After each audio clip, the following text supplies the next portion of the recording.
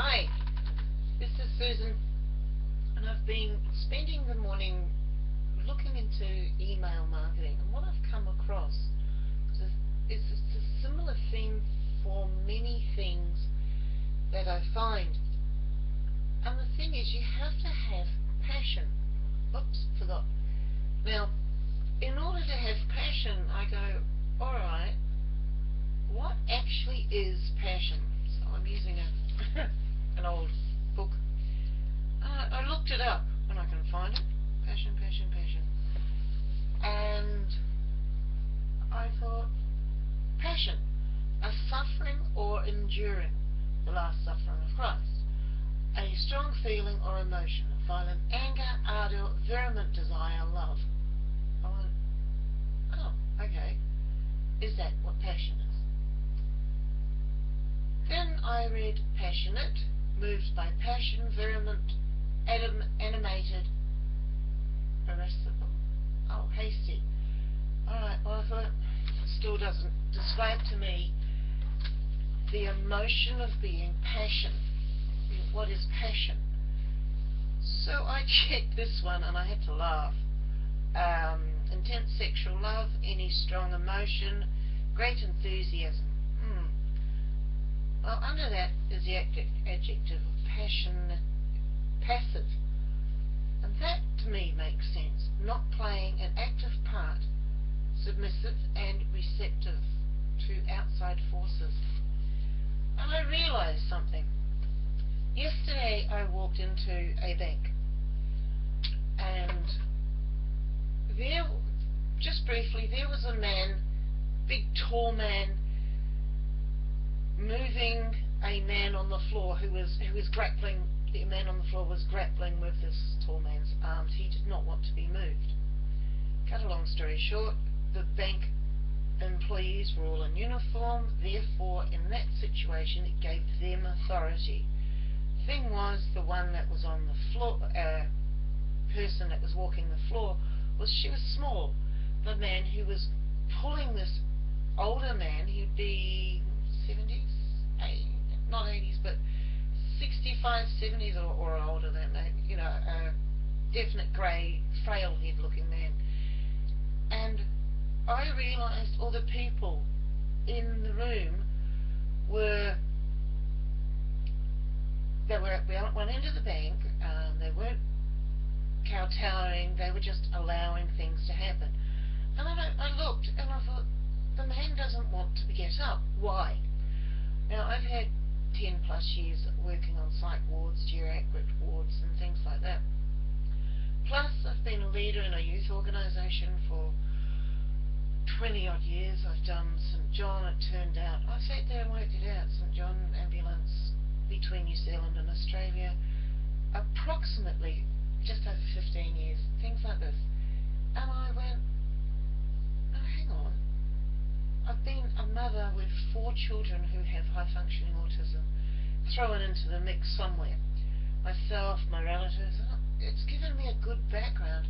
And I looked at it, and very calmly, I just, out of my mouth, I just went, leave him alone. Leave him alone. But it wasn't like panic, it was just authoritative. And I went, where'd that come from? You see, I've also had total loss of memory. And as the post-traumatic shock's lifting and the high-functioning autism settling down, yeah, it was for a very long time. One of the things I'm still finding is underneath the things I've now found, 20 years later, is a whole world of information under there and processes and things that every so often just flip out. Right? Where'd that come from? Where did that knowledge come from? It's not as though I've old age forgotten it, it's just that it's been locked down. It's an invisible disability. Even to myself, I didn't know that I had actually had that. So that's an invisible disability. Anyway, cut a long story short, the man in the bank, the tall man, he eventually left, and the staff in the bank were phoning up the ambulance, and no, the man's obviously settling out and having time out. He was fiddling with his shoes and sorting them out and collecting himself, still on the floor, collecting himself. Light in the bank had to go on, so they were directing everyone to the back, and I'm just acting as a traffic person. You go there, you go here, you come here, this, do this, that. And I was sitting down, out of the man's eye, view, but he knew I was there, and people would come in and they'd go to the teller because I was saying, look, you go. And why did I do that? In all this thing that was happening, all the people, yeah, they were still scared. The staff was scared. They didn't want to do what needed to be done. They had no idea. They knew that they had to get rid of the man. As it turned out, he was an epileptic, he hadn't taken his pills, this type of stuff, and he had a turn. Yes, when you go down as an epileptic, your breath might smell of alcohol. Just because someone looks like they've got this doesn't mean to say they've got it. In this case, he had an invisible identity. A disability. He went oomph. No one there, no one thought to just sit down, not near him and crowd him out, but just sit down and provide something in the world that wasn't changing. So he could just mentally attach to, just for that little bit. And when the policeman came with the ambulance people, it was good because the authority had shifted from, in that whole time, the authority had shifted from the big man, he'd be 6 foot, and from the little lady in the uniform, from the older lady in uniform, from the older people around, the customers. They were still able to go on and do their things, and then finally when the ambulance people came, the policeman, he came, I just got up and, nobody else there except, would you believe, an old friend of mine had popped in and said, oh, yeah, you go. And he went, oh yeah, what's this? After that, he went out, and I was finally able, through him, to get a message to my ex-husband, who was waiting in the car park, and, I think I was there maybe 30 minutes. I know it was more than just go in, put the money in the bank and go out again. And I got out, went out, and the teller behind the screen, she basically thanked me. Nobody else was there. They were all busy doing their own thing, and I walked out. And it wasn't until this morning that when I started having a look at this email stuff, it just so happened it was there, and the guy mentioned passion. And I thought, well, I'm not passionate about it, but it's something I will stand up and, in this case, take charge of. And I thought, oh. And of course this has been playing on my mind.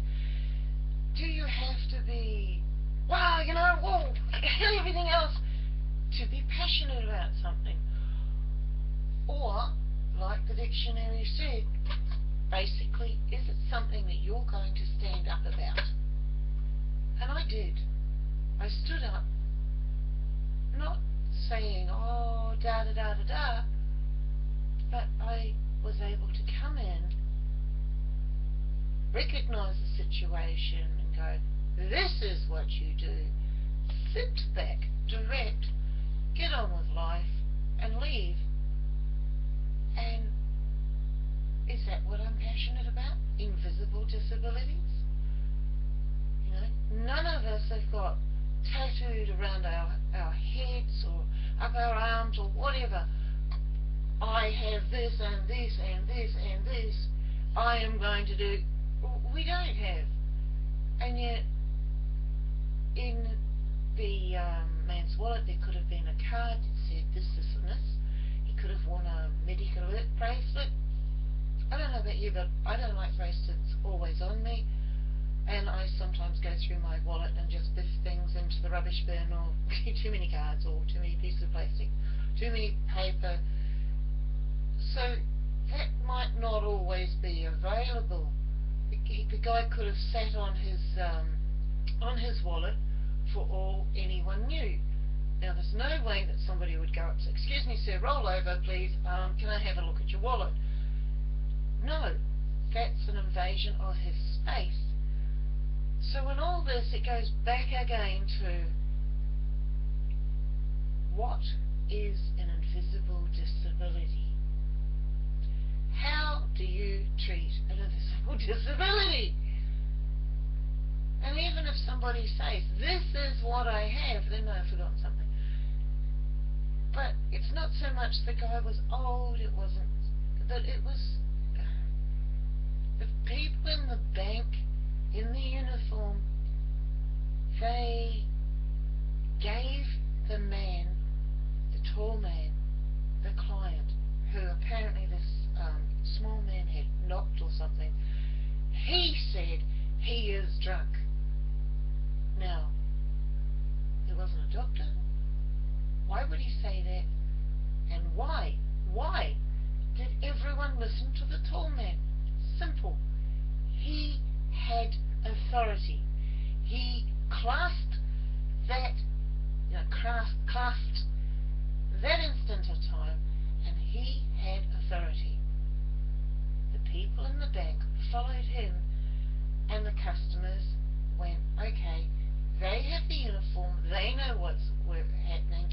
This person is deferring to that person, therefore they have authority."